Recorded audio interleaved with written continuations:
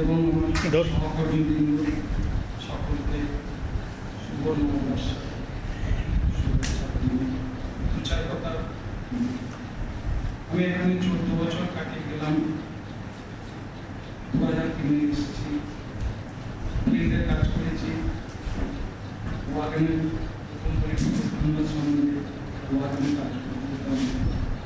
বিপত্তারণরা national level করতেন, আর উনি আগে স্মোক করতেন নেভিকা। আমি প্রথম হয়েছি, এসে যা কিছু রেজিস্টার সব কিছু আমি সামলে উঠতে পারতাম না। তারপর ন্যাশনাল লেভেল দিয়ে এসে আমার বলতো সাদা চলেন, বাদ দিয়ে যে সিগারেট আসতাম। কাজ ছিল একেবারে নিখুঁত কাজ, সবার স্টাফদের ওটি লেখা এবং অফিসে কাজকর্ম করা একদম পাঁচজন নিখুঁত, কোথাও ভূত পেতাম।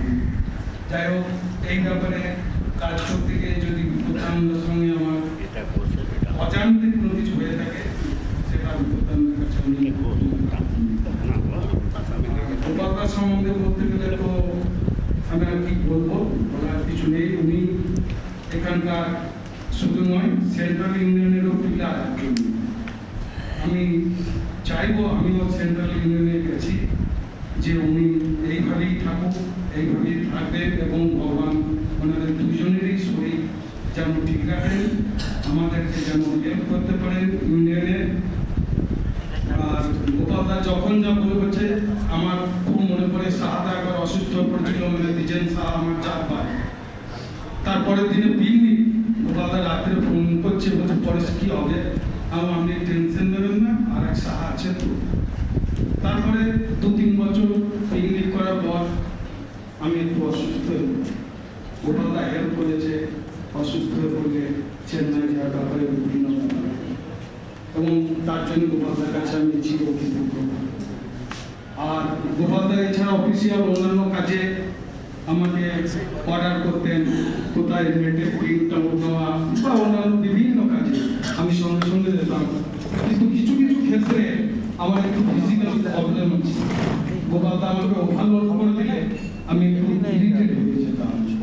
সেই জায়গায় আমি গোপালদার কাছে চরমভাবে ক্ষমা প্রার্থনা করলাম। পরের দিকে গোপালদা বুঝেছিলেন যে আমার একটু প্রবলেম আছে, যার জন্য এটা হয়ে যায়, কিন্তু সেইটা নিয়ে বসে থাকিনি কোনোদিন।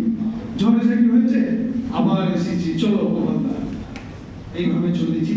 তা আমি প্রথম বলি, ভগবানের কাছে কামনা করি যেন আপনারা দুজনেই সুস্থ থাকুন এবং আমাদেরকে আগিয়ে নিয়ে যাওয়ার পথে হেল্প করুন। এই বলে আমি আমার বক্তব্য শেষ করছি। ধন্যবাদ পরেশদা। হাউস থেকে যদি কেউ কিছু বলবেন,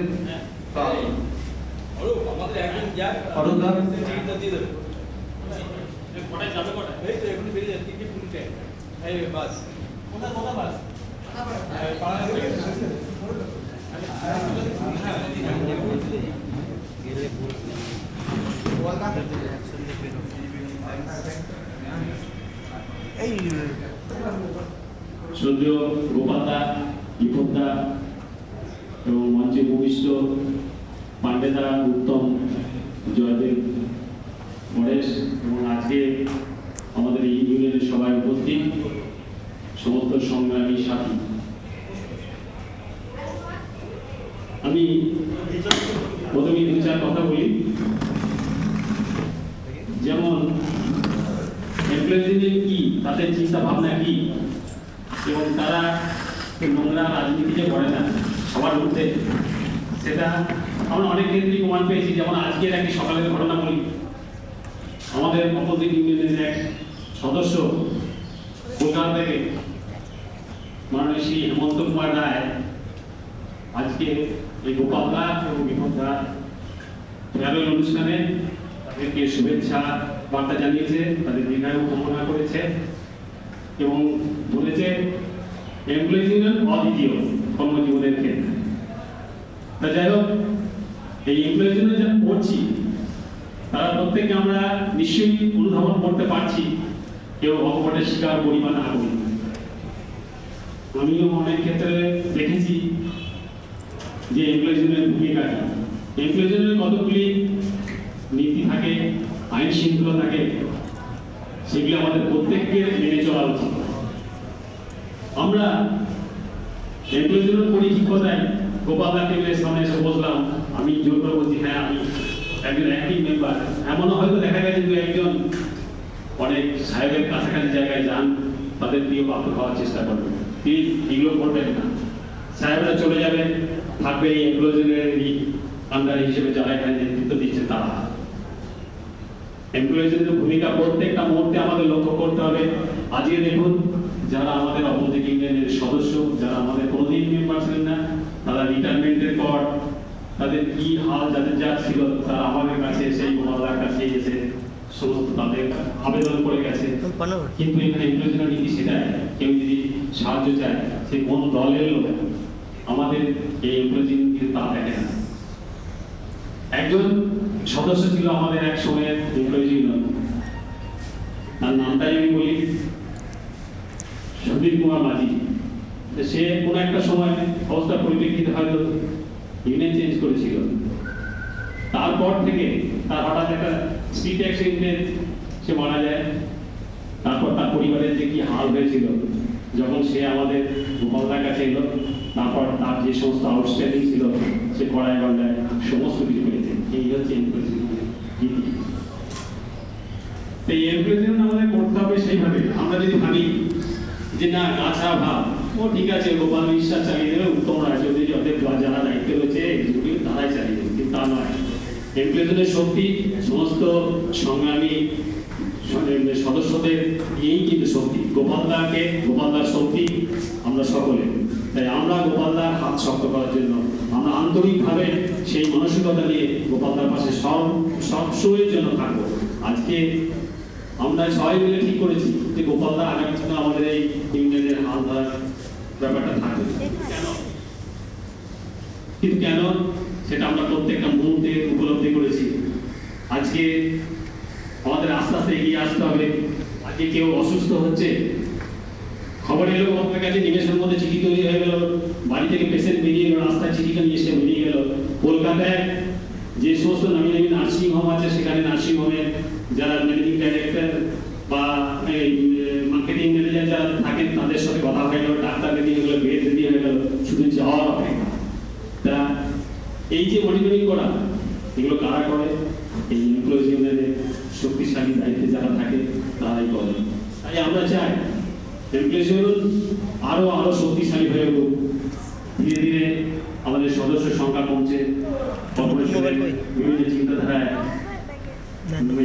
প্রত্যেক স্টাফকে কিছু স্টাফকে এখান থেকে অন্যান্য লোকেশনে স্থানান্তরিত করছে। তাতে হয়তো আমরা অনেকেই ভাবছি আমাদের শক্তি কমে যাচ্ছে, কিন্তু আমরা মুসলিমের যারাই করে থাকবো তারাই সেই লোকেশনে যারা নেতৃত্ব দেবে তার হাতকে শক্ত করার জন্য আমরা তার পাশে সর্বদা থাকবো। এই শপথ আজকের এই অনুষ্ঠানে আমরা নেব। তাই আবার বলি, এমপ্লয়িজ ইউনিয়ন করুন, আন্তরিকতার সঙ্গে করুন, ভালোবেসে করুন, এটা আমাদের সবার স্বার্থ জড়িয়ে আছে। যাই হোক, আজকে অনেকটা সময় অতিক্রান্ত হলো, তাই আমি আজকে এই ইউনিয়নের অনুষ্ঠানে গোপালদা এবং বিপদদার দীর্ঘায়ু কামনা করি। তারা তাদের পরিবার পরিজন নিয়ে সুখে শান্তিতে দিন অতিবাহিত করুক। গোপালদা আগামী দিনে যেমন আজকে পর্যন্ত উনি কাজ করলেন, আগামীকাল থেকেও ঠিক ওইভাবেই কাজ করে যাবেন। এখানে কোনো রকম আলাদা কিছু হবে না। গোপালদা সেইভাবেই থাকবে, আমরা গোপালদার পাশে দৃঢ়ভাবে থাকবো, এই অঙ্গীকার করি আজকে আমার এই বক্তব্য শেষ করছি।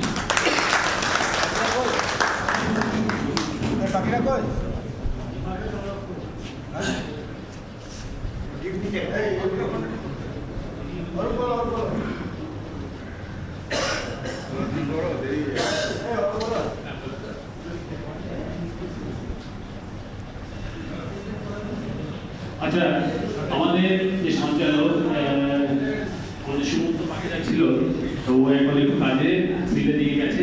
তা আমি বাকি যে আমাদের অবশিষ্ট কাজগুলি বাকি রয়েছে, তা আমি সেই কাজগুলি প্রায় শেষ করতে যাচ্ছি। প্রথমত আমি বলি, আজকে আমাদের ডিভিশনাল অফিস থেকে আগত শ্রী রাজীব কুমার পালকে অনুরোধ